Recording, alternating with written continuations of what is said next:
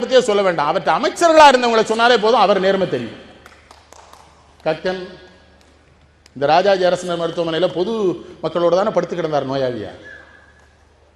1963 என் தலைவர் காமராஜர் சொன்னாரா, புரட்சி தலைவர் எம்ஜிஆர் அவர் தானே கக்கனுக்கு எல்லா வசதியும் பண்ணார். 63 எம்ஜிஆர் என்ன சொன்னார், என் தலைவர் காமராஜர்.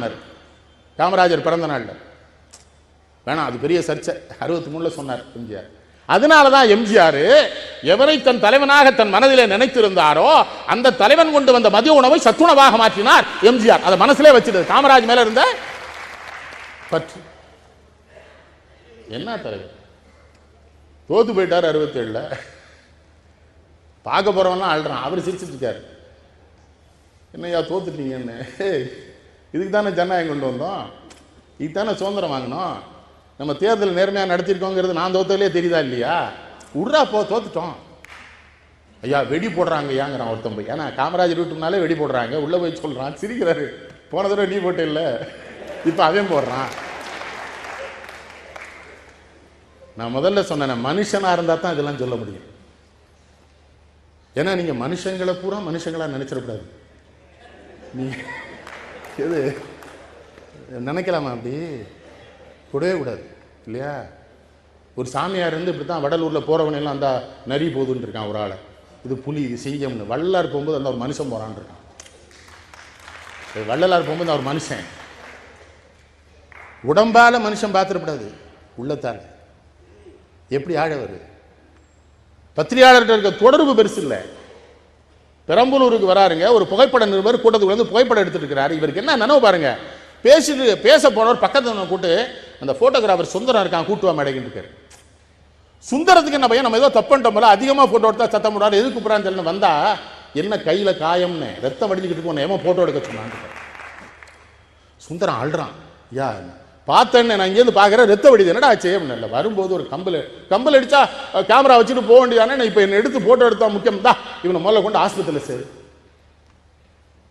கூட வர்ற பத்திரிகைக்காரங்க போலீஸ்காரங்க அத்தனை பேர் சாப்பிட்ட பிறதான் அவர் சாப்பிடுவார். அது காரணம் சொன்னாரு, நான் சாப்பிட்டேன்னா அவ்வளோ பேரையும் விட்டுருவான்னு. விட்டுருவான் தெரியும்ல அப்படிங்கிற.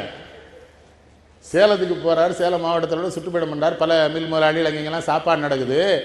வரும்போதே சொல்றாரு, பூரா அரக்கண்ணப்பனா இருக்கானேங்கிற. நீங்க அவரு ஒரு பெரிய பிராணம் படிக்கல, அது படிக்கலாம், அவரை சொல்லுவாங்க, அவர் எப்படி படிச்சிருக்காரு, அரக்கண்ணப்பனா இருக்கானேன்னு இருக்காரு. மாவட்ட தலைவருக்கு புரியல. உடனே சிரிச்சுக்கிட்டே கூட வந்த பையன் சொல்லியிருக்காரு, அவன் வைஷ்ணவன், அவனுக்கு புரியாதுன்னு நினைக்கிறேன் இருக்கிறார். இந்த சைவ வைஷ்ணவ வேறுபாடுலாம் அவர் தெரிஞ்சிருப்பாரு, வைஷ்ணவன் அவனுக்கு புரியாதுன்னு நினைக்கிறேன்.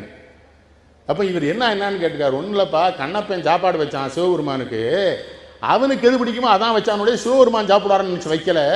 அது மாதிரி எனக்கு சாப்பாடு போடுற பயப்புறம் அவனுக்கு பிடிச்சதை தாண்டா எனக்கு வச்சுக்கிட்டு இருக்கான். ஒருவேளாவது எனக்கு என்ன பிடிக்கும்னு கேட்கல. அதில் ஒரு செய்தி, அதில் இன்னொரு செய்தி என்ன வச்சிருக்கா தெரியுமா? கண்ணப்ப வச்சான் பாரு, வச்சவன் சிவபெருமான் எதுவுமே எதிர்பார்க்கல, இந்த பயபுரா எதிர்பார்ப்புல எனக்கு சாப்பாடு வைக்கிறான் தான் அரை கண்ணப்பன்னு சொன்னேன். தொண்ட மண்டலத்துக்கு போயிருக்காரு, சீனிவாச படையாச்சி கூட போயிருக்காரு.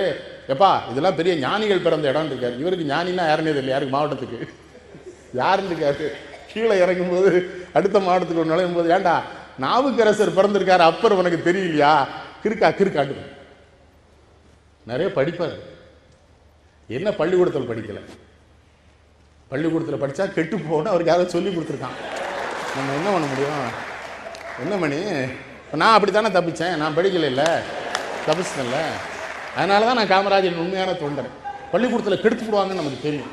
அவருக்கு அது ஓடி வெளியே என்ன வெறும் பள்ளி படிப்பு தானே சொல்லி கொடுப்பீங்க, மனிதனாக வாழ்வதற்கான படிப்பை சொல்லித்தல. அவர் வெளியில் படிச்சிருக்காரு. அதை எத்தனை தெளிவா ஒரு திண்டுக்கல்லுக்கு பக்கத்தில் ஒரு கிராமத்தில் ஒரு மில்லுக்கு அனுமதி கொடுக்குறாரு. நிருபர்கள் போய் கேட்குறான், என்னங்க அவ்வளோ உள்ள தள்ளி அனுமதி கொடுக்குறீங்க? ஒன்றும் இல்லைப்பா, அது ஒரு 60 கிராமம் தாண்டி அந்த மில்லு துவக்குறான். அவனை என்ன பண்ணிட்டோம், திண்டுக்கல்லேருந்து அவனே கரண்ட் எடுத்துக்கிற சொல்லிட்டோம். அதனால் அவன் திண்டுக்கல்லேருந்து போஸ்ட் கேஸ்லாம் நட்டு கரண்ட் எடுத்துக்குவான். அப்புறம் அந்த போஸ்ட்லேருந்து நாங்கள் அந்த 60 கிராமத்துக்கு கரண்ட் கொடுத்துருவோம்ட்டார்.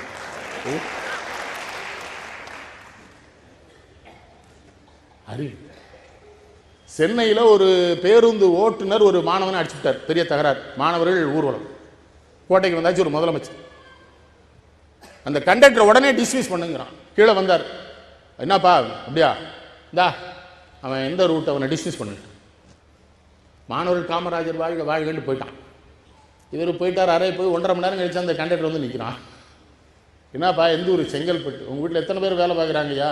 நான் ஒருத்தன் தான். கிறுக்கு பிள்ளையா இருக்கிறிய, பள்ளிக்கூடத்து பிள்ளையிட சண்டை போடலாமா? என்னய்யா ஐயான்னு. அவன் ஒன்று ஐயா என்னை டிஸ்மிஸ் பண்ணிட்டீங்களாமேன்னு. அப்படி சொன்னா தான் அவன் போவான்னு. எது டிஸ்மிஸ்லாம் பண்ணல, செங்கல்பட்டில் இருக்கா கொஞ்ச நாள் இங்கே வேணாம், அவனை பார்த்துருவான். ஒரு பிரச்சனையை தீர்த்துட்டார் பார்த்தீங்களா? படிப்பு வேற, அறிவு வேற.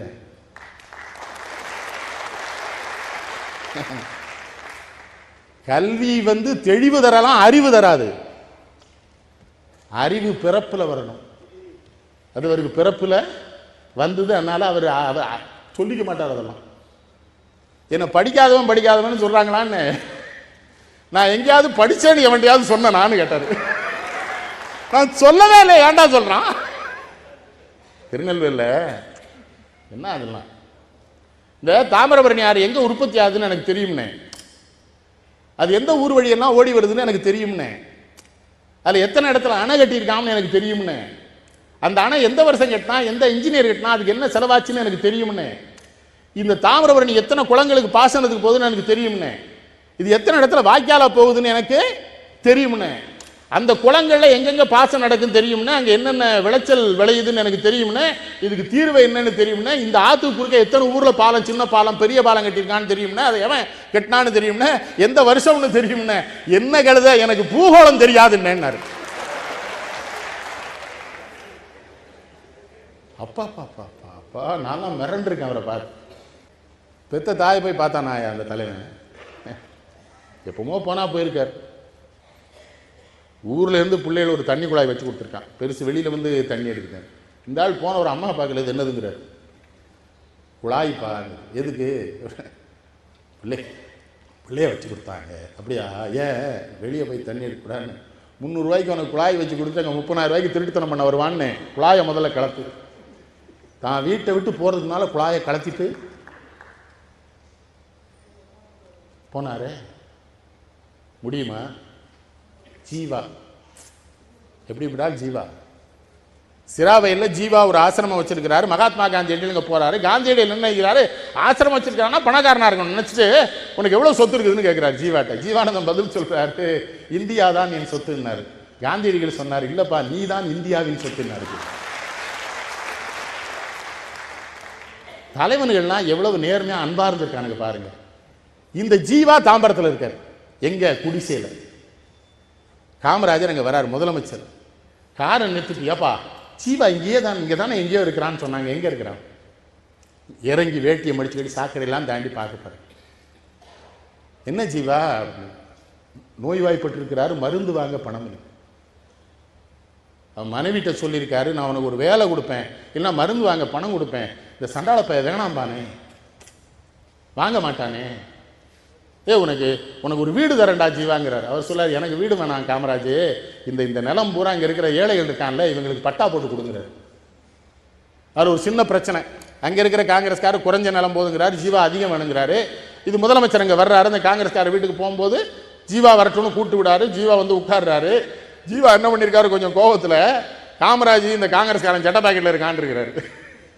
போய் உட்கார்ந்த உடனே அந்த காங்கிரஸ்காரர் என்ன பண்ணியிருக்காரு, ஐயா நீங்க சட்ட பாக்கெட்டில் இருக்கேன்னு ஜீவா சொல்ல. ஜீவா தானடா சொல்றாப்புல, ஜீவா தவிர அவர் யாரா நம்மளை சொல்ல முடியும்? அவன் எவ்வளவு பெரிய ஆள் சொல்லட்டும். சொல்லிட்டு ஒரு சிரிச்சா சொன்னா, ஜீவா நீ இப்போ என் கட்சியில் இல்லை, நான் இப்போ அவன் பாக்கெட்டில் தானே இருப்பேன், நான் உன் பாக்கெட்டில் இருக்கேன்னு தாண்டா நினைக்கிறேன், நீ என் கூட இல்லையேன்னாரான். என்ன அடுத்த முறை தாம்பரம் போறாரு, அவ்வை தொடக்கப்பள்ளியை துவங்கி வைக்கிறார் காமராஜ். மனசை பாருங்க, நிறுத்துறாரு. ஜீவா இருக்கானா பாரு, இறங்கி போறார். ஜீவா இந்த அவ்வை தொடக்கப்பள்ளியை திறந்து வைக்க போற வரியாங்கிறார். அப்ப ஜீவா சொல்றாரு, அதுக்கு அடிக்கல் நாட்டினதே நான் தாங்கிறார். ஒருத்தனை என்கிட்ட சொல்லியே, வா நீ போ காமராஜ், நான் வர்றேன் கொஞ்ச நேரத்தில். ஏன்டா நீ போய, நான் வரேங்கிறார். அரை மணி நேரம் கழிச்சு ஜீவா போறாரு. ஏன்டா அப்பவே என் கூட காரில் வந்திருக்கலாம்ல? இல்லடா ஒரு வேட்டி தான் இருந்ததுடா, துவைச்சு காய போட்டிருந்தேன், உடுத்திட்டு வர்றதுக்காக தாண்டா.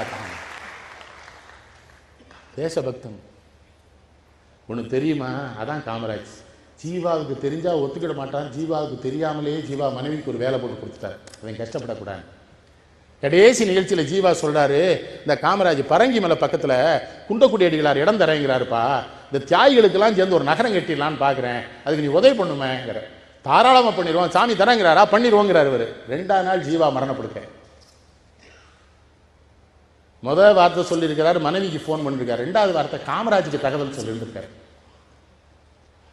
எப்படி தலைவனுங்க நினைச்சா, நமக்கு காமராஜெல்லாம் நினைச்சா சில நேரம் காமராஜரை பற்றி நான் பேசிய ஒலிநாடாவை கேட்டுட்டு திருநெல்வேலியில் சில மாணவர்கள் கேட்குறா, இப்படி ஒருத்தர் இருந்தாரா?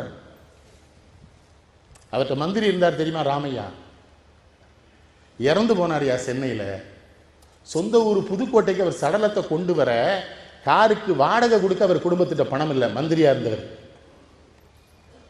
உங்களுக்கு நினைவு இருக்கிறதா? மீனவர் குலத்து பெண் கன்னியாகுமரியை சேர்ந்தவங்க லூர்தம்மாள் செய்மன். இப்போ 8 மாசத்துக்கு முன்னால அநாத நிலையத்தில் இறந்து போனாங்க காமராஜர் மந்திரியா இருந்தவங்க.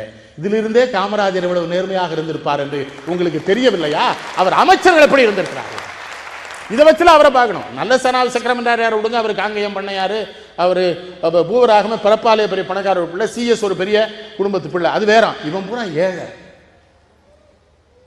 விருதுநகர்ல ஒரு கொலை, பேருந்து நிலையம், காவல்துறை பொறுப்பு கக்கன்ட்ட. பெரியவர் இரவு கூப்பிடுறாரு, யாரு? கக்கனை. இந்த விருதுநெல்ல கொலை நடந்தது எல்லாத்தையும் அரெஸ்ட் பண்ணியாச்சா? கக்கன் பண்ணியாச்சியா? ஒரு பேரை சொல்லி கேட்கிறாரு. அவனாங்கிறாரு. யார் அது? காமராஜருடைய மருமகன், தங்கச்சி மகன். என்னன்னு அந்த கொலை உண்டு கீழே விழுந்த மரண வாக்குமூலத்தில் இவன் பேரையும் சொல்லியிருக்கான்ல, ஏன் கைது பண்ணலங்கிறார்.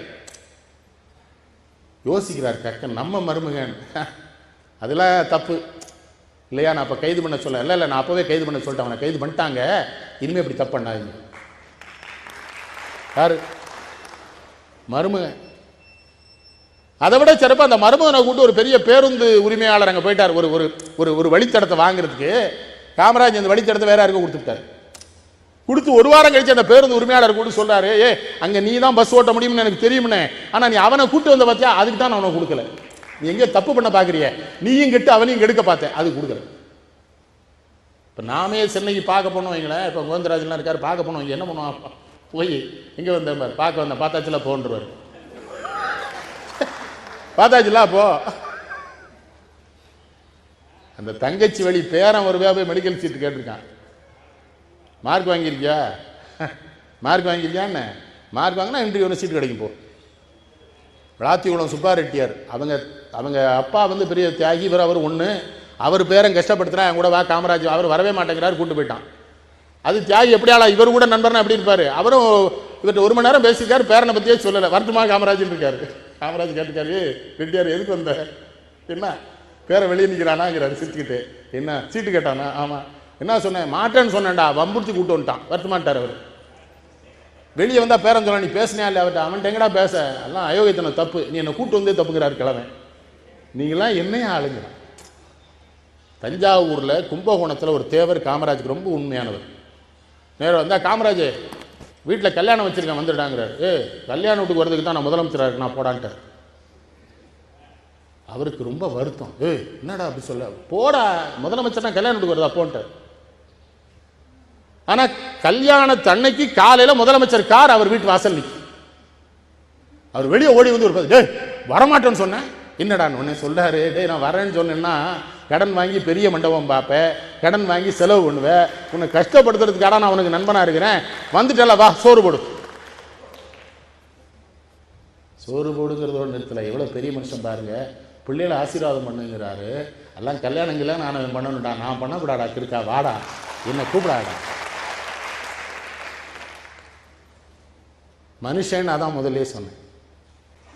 கல்யாணம் பண்ணலைங்கிற நினைவு ஒரே ஒரு முறை தான் அவருக்கு வந்தது. அடிபட்டு கிடந்தார்ல, அப்போ தான் சொன்னார், வீட்டில் பொம்பளை பிள்ளைகள் இருந்தால் மஞ்சப்பத்து அரைச்சி போட்டு காயப்படுத்திட்டுப்பா, அவங்க டாக்டர்கள் அறுத்து கட்டிட்டான்ட்டார். டாக்டர்கள் எப்படியா தப்பாக ஒரு வரி வருமா வாயிலிருந்து? தப்பான செய்தி ஏதாவது சொல்வாரா? அம்பாசமுத்திரத்துக்கு வந்திருக்கிறார், அரிஜனங்கள் போய் வணங்குறாங்க. என்னப்பா அப்படிங்கிறாரு, எங்களுக்கு ரோடு வேணுங்க. அப்படியா அப்படியா, இந்த ரோடு போடக்கூடாதுங்கிறதுக்கு ஒரு இன்ஜினியர் இருப்பான், அவனை கூப்பிடுங்கிறாரு. எது கிண்டலை பார்த்தீங்களா? அந்த இன்ஜினியர் வந்துட்டார். இந்த அவன் ஏதோ ரோடு கேட்குறான். உடனே அந்த இன்ஜினியர் சொன்னார், இல்லைங்க நம்ம போட முடியாது, நீ சொல்வேன்னு சொன்ன அவங்கள்ட்ட, போட முடியாது பார்த்தியா, சொல்லிட்டான் பார்த்தியா அப்படிங்கிறாரு. எல்லாரும் சிரிக்கிறானுங்க. என்னடா அவர் சொன்னார், இன்னும் ரோடு போடுறதுக்கு தாண்டா வச்சிருக்குது, வந்தவொடனே வந்தானே முடியாதுன்னு ஏன் சொல்கிறேன்? இல்லையா, அது பஞ்சாயத்துக்கு சொந்தமான இடம், நம்ம போட முடியாது, அவ்வளோதானே. ஆமாம், இந்த பஞ்சாயத்தில் ஒரு திருமலை தேவர் நிற்பார், திருமலைங்க வா அஜெண்டா விடு, இந்த இடத்த என்ன பண்ணு, மாவட்ட அரசாங்கத்துக்கு மாற்றி கொடு, அங்கேயே எழுதி அவ்வளோ வேட்டி கையெழுத்து வாங்கி, அங்கேயே தாசில்தார் சீலை போட்டு கலெக்டரை கூப்பிட்டு நீ கையெழுத்து போடு, 6 மாதம் கழிச்சு நான் வருவேன், ரோடு இருக்கணும். முடிவு. சென்னையில் சென்ட்ரல் ரயில் நிலையத்துக்கு எதிராக குறுக்க நடக்க மக்கள் சங்கடப்படுறாங்கன்னு ஒன்று ஒரு கீழே சப்வே போடணும்னு போட்டுக்க. அது மத்திய அரசாங்கத்து அதிகாரி வந்தால் தான் போட முடியும்ட்டான். ஒரு மத்திய அரசாங்கத்து அதிகாரியை பேசி வர வச்சாச்சு. அந்த ஆள் வந்து 2 மணி நேரம் அதுக்கு ஒரு விவாதம்லாம் நடத்தி டீ காப்பிலாம் குடிச்சு கடைசின்னு சொல்லிக்கான், போட முடியாதுன்னு இருக்கான். இவர் என்ன பண்ணிக்காரு, எந்திரிச்சனா கொண்டு வேண்டார், உட்காருட்டார். ஏன்டா டெல்லியிலேருந்து உனக்கு ஏரோப்ளேன் டிக்கெட் வாங்கி கொடுத்து உன்னை கூட்டு வந்து நான் பாதை பண்ணணும்னா முடியாதுன்னு சொல்லுகிறேன். அந்த அதிகாரி முடியணும், என்ன செய்யணுமோ செய், மேலே நான் பேசிக்கிறேன். பண்டித ஜவஹர்லால் நேரு என்கிற அந்த மாபெரும் மனிதன் இவரை பார்த்தாலே சிரிப்பாராம். இவர் டெல்லிக்கு பார்க்க போனால் என்ன, இவர் கூட ஆர்வி சிஎஸ் பக்தவச்சல் எல்லாம் போயிருப்பாங்களாம். என்ன காமராஜ் இருந்தாராம். உத்தரப்பிரதேசம் அந்த அப்போல்லாம் வட மாநிலங்கள்லாம் ரொம்ப முன்னேறணும், இப்போ தானே முன்னேறி இருக்கிறான். நீங்கள் தமிழ்நாட்டுக்கு பெருமை என்ன தெரியுமா, விமானத்தில் வருகிற பொழுது வெளிநாட்டுக்காரங்க சொல்கிறாங்களா, இந்த சென்னை வந்துடுதுமானா அந்த ஒளி வெள்ளத்தை பார்த்து காமராஜ் ஆளுகிற இடம் அது, அவ்வளோ லைட்டு தெரியுது பாருன்னு. இவர் என்ன பண்ணுவாராம், எந்த மாநிலத்துக்கெல்லாம் ஒதுக்கின நிதி அந்த மாநிலம் வாங்கலை அதெல்லாம் தெரிஞ்சு வச்சுக்கிட்டு இவங்களெல்லாம் கூட்டு போகிறது. நேரு என்ன பாரான், இல்லை யூபிக்கு எவ்வளோ ஒதுக்கிருக்கிறீங்க, இங்கே அவங்கெல்லாம் வாங்கலை, அது தமிழ்நாட்டுக்கு கொடுங்க. நேரு சிரிப்பாரான், சரி நான் ஃபினான்ஸ் மினிஸ்டர் சொல்கிறேன், வாங்கிக்கங்க காமராஜ். இன்னொரு சிறப்பு பாருங்க, சத்தியமூர்த்தி ஐயர் தான் இவர் வளர்த்தார் இல்லையா. முத்துராமலிங்க தேவர் ஒரு உதவியாக இருந்தார் தேர்தலில்.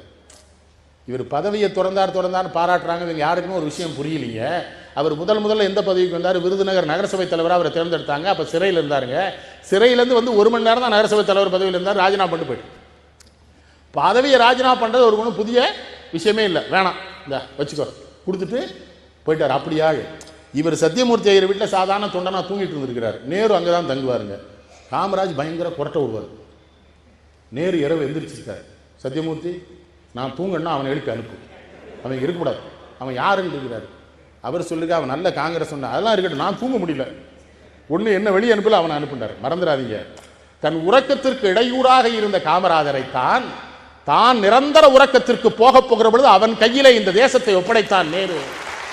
முதல்ல உறக்கத்துக்கு இடைஞ்சலா இருந்தவன் இவன் தான் இந்தியாவை உறங்காம பாதுகாப்பான். மறந்துடாதீங்க, ஒரு செய்தி சொல்றேன். NT சுந்தரவடிவேலு சொல்றாரு, 300 குடும்பம் இருந்ததுன்னா ஆரம்ப பள்ளி, 2000 குடும்பம் இருந்ததா நடுநிலைப்பள்ளி, 5000 பேர் இருந்தானா உயர்நிலைப்பள்ளி, திற பள்ளிக்கூடங்கிறார். சொல்லிட்டு என்ன மனுஷன் பாருங்க, கற்கை நன்றே பிச்சை புகினும் கற்கை நன்றேன்னு தமிழ் சொல்லுது. யாரை சொல்லுது, படிக்கிற மாணவர்கள் பிச்சை எடுத்தாது படிக்கணுங்குது. ஆனால் ஒரு மாநிலத்தின் முதலமைச்சர், ஒரு மிகப்பெரிய விடுதலை போராட்ட வீரன், 6 வருட காலம் வெங்குடுமை சிறையிலே வாடியவன், அந்த தலைவன் காமராஜர் மக்கள் முன்னாலே நின்று சொல்லுகிறான், இது ஆசிரியர்களே நான் உங்களை கெஞ்சி கேட்டுக்கொள்கிறேன், ஏழைகள் உங்களை நம்பித்தான் குழந்தைகளை அனுப்புகிறார்கள், ஆகவே அந்த குழந்தைகளை ஏமாற்றி விடாதீர்கள் ஆசிரியர்களை சொல்லிட்டு அடுத்த வார்த்தை சொல்றான், இவர்கள் பசிப்புணி போக்க சோறு போட வேண்டும், நான் ஊராக வந்து பிச்சை எடுக்க தயாராக இருக்கிறேன், எனக்கு பிச்சை போடுங்கள் கேட்கிறான். இவன் கற்கல, இவன் பிச்சை கற்கிற மாணவர்கள் பிச்சை எடுத்துடக்கூடாதா, அவன் அத்தனை பேருக்கு சேர்த்து நான் பிச்சை எடுக்கிறேன்னு சொன்னான்னா அவனை தவிர ஒரு மாமனிதன் இந்த மண்ணில வேறு எவன் வாழ்ந்திருக்க முடியும். நான் பிச்சை எடுக்கிறேன், அவன் எடுத்துடக்கூடாது. பள்ளிக்கூடத்துக்கு போயிருக்காரு, பணக்கார வீட்டு பிள்ளை ஒரு மாதிரி ஆடை போட்டிருக்கான், ஏழை வீட்டு பிள்ளை ஒரு மாதிரி பார்த்தாரு. உடனே சுந்தரவேலு கூப்பிட்டாரு, எப்பா ஒவ்வொருத்தன் ஆடையிலேயே ஒருத்தனுக்கு வேறுபாடு இருக்குது, பயிலுக்கு மனசில் கஷ்டம் வந்துடக்கூடாது, என்ன பண்ணலான்னார். சீருடை கொண்டு வந்தார். எல்லாரும் ஒரே மாதிரி துணி, ஒரே மாதிரி சட்டை, வேற எதுவும் வந்துடும்ல, என்ன பிரச்சனை. எப்படி தலைவர், எத்தனை நிகழ்ச்சியில் எனக்கு பார்க்க முடியல, இப்பெல்லாம் பார்க்க முடியாது. மகாத்மா காந்தியை நம்பினார் ஒன்று, நேருவை ஏற்றுக்கிட்டார். வித்தியாசம். உலகத்தில் இந்த நாட்டில் தானே அதிசயங்களே நடந்திருக்கிறது. உலக நாடுகள் முழுவதும் அந்தந்த நாடுகளிலே விடுதலை போராட்டத்திற்கு தலைமையேற்ற தலைவர்கள் தானே அந்த நாட்டிலே முதல் தலைவர்களாக வந்திருக்கிறாங்க. செஞ்சினத்தை எடுத்துக்கிடுங்க, மாஸ்டர் லீ சோக்கி அவங்க தானே வந்தாங்க. ரஷ்யாவில் லெனின் வந்தார், பிரான்சில் டிட்டோ வந்தார். இந்திய துணைக்கண்டத்திலே மட்டும்தான் இந்த விடுதலை போராட்டத்திற்கு தலைமை தாங்கியவன் எவனோ அவன் ஒதுங்கிக் கொண்டான். அவன் ஒதுங்கிக் கொண்டு என்னுடைய வாரிசாக நேரு இந்த இடத்திலே இருப்பான் என்றான். உலக வரலாற்றிலேயே பதவிகளை துறப்பதற்கும் பதவிகளை துச்சமாக மதிப்பதற்கும் மனிதர்களுக்கு தொண்டு செய்வதுதான் பெருமை என்று சொல்லித் தருகிற ஒரு மிகப்பெரிய அரசியல் வழிகாட்டுதலை தேசத்தந்தை காந்தியடிகள் செய்தார் என்றால் அதை பின்பற்றியது பெருந்தலைவர் காமராஜர் ஒருவரே இந்த நாட்டிலே. எனக்கு பதவி வேணாம், அடுத்தவனை வச்சுப்பார். இன்னொரு சிறப்புங்க, காரில் கிளம்பியிருக்கார், முன்னால் சைரன் அடித்து ஒரு போலீஸ் பேருக்கு வண்டியை நிறுத்திட்டார். அவனை கூப்பிடு, நான் உயிரோடு தானே இருக்கேன், ஏன் சங்கு ஊதுறான், ஐயா நான் முதலமைச்சர்னா அதான் வேண்டான்னு, இந்த காருக்கு பெட்ரோல் வீணாமல, இந்த போலீஸ்காரனுக்கு உனக்கு வேற வேலை இருக்குல்ல, அதை போய் பாருன்னு. இந்த மக்கள் வரி பணத்தை வீணா செலவிக்க பண்ணுறீங்கன்னா ஒத்த காரு போதும் போயிரு. அவன் பாட்டு சங்கு ஊதிட்டு போகிறான் முன்னால், நீ சொல்ல வேண்டாமா என்கிட்ட போ. ராஜாஜி தானே அவரை எதிர்த்தாரு, கட்சி ஆரம்பிச்சாரு, இந்த கருப்பு காக்கா கல்லால் அடிங்கன்னா ராஜாஜி அவ்வளோ சொல்லியிருக்காரு. ராஜாஜி மருத்துவமனையில் கிடக்கிறாரு, இவர் ஓடுறாரு. தா எல்லா மரியாதையும் செய்யணும், மரியாதை குறைஞ்சிடக்கூடாது, அவருக்கு எல்லாம் செஞ்சிடணும், சரியா செய்யுங்க. இறந்துட்டாரு, அந்த இறுதி உருவத்துக்கு சரியா பண்ணு சரியா பண்ணுங்கிறார், பயப்படுறாரு. சரியா பண்ணு. பெரியார் உங்களை ஏன் ஆதரிக்கிறார்னு கேட்குறான். தெரியாதுன்னு அந்த ஆள் ஆதரிச்சுருக்கிறார், என்ன உனக்கு சொல்றாங்கிறாரு. அவர் ஆதரிக்கிறாரு, நான் ஒன்றும் கேட்கல. பெரியாருக்கு என்னன்னா, ஒரு ஏழை வந்திருக்கிறான், ஒரு சாதாரண குடும்பத்திலிருந்து வந்திருக்கான், ஒடுக்கப்பட்ட ஒரு இனத்திலிருந்து, மறந்துடாதீங்க, தாழ்த்தப்பட்டவர்களுக்கும் கீழே தள்ளி வைக்கப்பட்ட ஒரு இனத்தில் பிறந்தவன் ஒரு உயரிய இடத்திற்கு வந்திருக்கிறான். பெரியாருக்கு மாதிரி அவன் இருக்கட்டும், பச்சை தமிழன். யாரு? பெரியார். பெரிய தலைவனுக்கு விழா, பொதிகைக்கு நன்றி.